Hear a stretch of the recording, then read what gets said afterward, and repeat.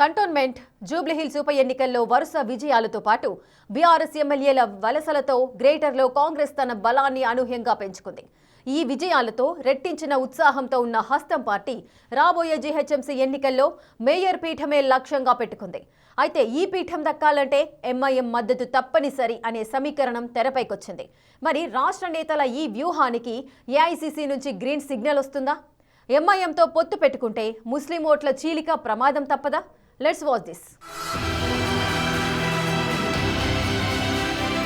Jubilee గెలుపుతో జీహెచ్ఎంసీపై focus.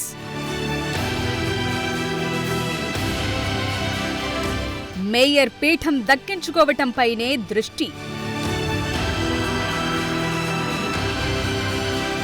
MIM సపోర్ట్కు హైకమాండ్ ఓకే అంటుందా?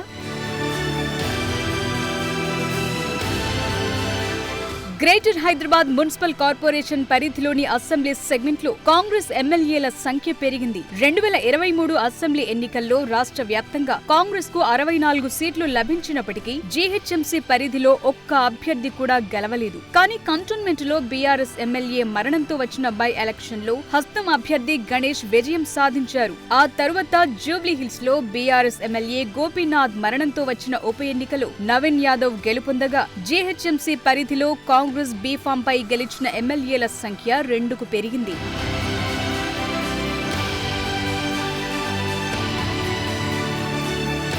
వాస్తవానికి గ్రేటర్ పరిధిలో సాధారణంగా బీఆర్ఎస్ ఎంఐఎం పార్టీల ఆధిపత్యం ఉండేది. అయితే 2023 అసెంబ్లీ ఎన్నికల్లో కాంగ్రెస్ గెలుపు తరువాత పరిస్థితి మారింది. దీంతో ఎంఐఎం కాంగ్రెస్ కు మద్దతు ప్రకటించింది. ఈ 2 ఎన్నికల్లోనూ ఆ పార్టీ మద్దతుతోనే కాంగ్రెస్ విజయం సాధించిందని చర్చించుకుంటున్నారు. ఇక ప్రభుత్వం ఏర్పాటు చేసిన తరువాత కాంగ్రెస్ పార్టీ చేపట్టిన ఆకర్ష్ ఆపరేషన్ ఫలితంగా గ్రేటర్ హైదరాబాద్ పరిధిలోని పలువురు బీఆర్ఎస్ ఎమ్మెల్యేలు అధికార పార్టీలో చేరారు. ఈ 2 కీలక సెగ్మెంట్లు కావటంతో పార్టీ నేతలతో పాటు ముఖ్య నేతల్లోనూ నూతనోత్సాహం నెలకొంది. ప్రభుత్వం పార్టీలోనూ సంతోషం ఏర్పడింది.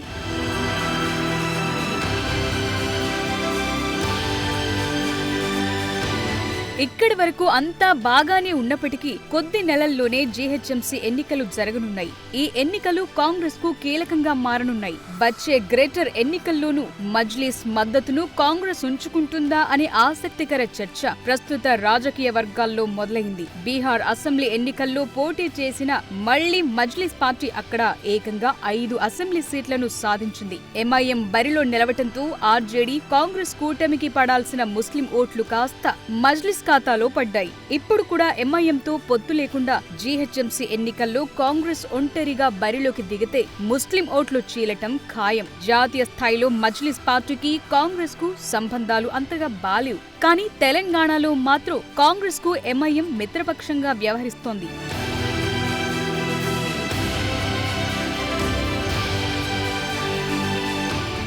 రేవంత్ సర్కార్తో ఎంఐఎం పార్టీ సఖ్యతగానే ఉంటూ వస్తోంది.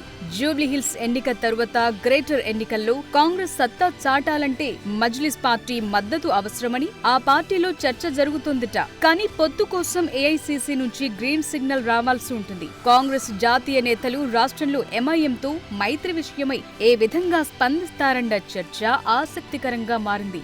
మేయర్ పీఠం కైవసం చేసుకోవాలంటే పొత్తు తప్పనిసరి అనే అభిప్రాయంలో హస్తం నేతలు ఉన్నట్టు టాక్. ఈ నేపథ్యంలోనే గ్రేటర్ పరిధిలో ఎమ్మెల్యేల బలం పెరగటం కాంగ్రెస్ పార్టీకి, ముఖ్యమంత్రి రేవంత్ రెడ్డి నేతృత్వంలోని ప్రభుత్వానికి 2 విధాలుగా లాభదాయకం. స్థానిక సంస్థలతో పాటు జీహెచ్ఎంసీ ఎన్నికల్లోనూ మేలు జరుగుతుందని భావిస్తున్నారు.